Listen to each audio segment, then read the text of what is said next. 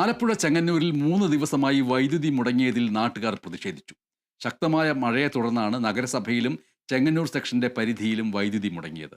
എത്രയും വേഗം വൈദ്യുതി പുനഃസ്ഥാപിക്കാമെന്ന KSEBയുടെ ഉറപ്പ് നൽകിയതിനെ തുടർന്നാണ് നാട്ടുകാർ പ്രതിഷേധം അവസാനിപ്പിച്ചത്. നമ്മൾ മനസ്സിലാക്കിയിടത്തോളം 12 ലൈൻമാൻമാർ വേണ്ട ഒരു ഇലക്ട്രിസിറ്റി ഓഫീസാണ് ഇവിടെ. പക്ഷേ ഇവിടെ 7 പേര് മാത്രമാണുള്ളത്. ഇത് പൊതുജനങ്ങളുടെ പ്രശ്നമല്ലത്. ഇവിടുത്തെ നിയമനം നടത്താത്തത് ആരുടെ കുഴപ്പമാണോ എന്നുള്ളത് ഇവിടുത്തെ ആൾക്കാർ ചിന്തിക്കുക. അവിടെ ആൾ കുറവായത് ഞങ്ങളുടെ കുഴപ്പമല്ല. ഇവിടെ ആൾക്കാർ കൃത്യമായ രീതിയിൽ നമ്മൾ ഇലക്ട്രിസിറ്റി ബില്ല് അടയ്ക്കാൻ വേണ്ടിയിട്ട് 1 മണിക്കൂർ താമസിച്ചാൽ ഒരു മുന്നറിയിപ്പും ഇല്ലാതെ വന്നിട്ട് ലൈൻ കട്ട് ചെയ്തുകൊണ്ട് പോകുന്ന സ്ഥിതിവിശേഷമുണ്ട്. അപ്പോൾ ഇതിനൊക്കെ ഇങ്ങനെ കൃത്യത കാണിക്കുന്ന ആൾക്കാർ എന്തുകൊണ്ട് ഈ കാര്യങ്ങൾ ചെയ്യുന്നില്ല? പ്രായമായ ആൾക്കാർ, കൊച്ചു കുഞ്ഞുങ്ങൾ, ഈ പ്രായമായ ആൾക്കാർക്ക് മരുന്നുകൾ കൊടുക്കുന്നത് ഫ്രിഡ്ജിൽ സൂക്ഷിച്ചാണ് മരുന്ന് കൊടുക്കുന്നത്.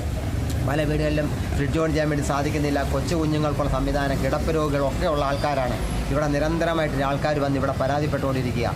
പക്ഷേ ഇവിടെ വന്നു കഴിയുമ്പോഴത്തേക്ക് ഇവിടെ ഇരിക്കുന്ന ആൾക്കാരോട് തട്ടിക്കയറുന്ന ഒരു സ്ഥിതിവിശേഷമാണ്. തിരുവനന്തപുരം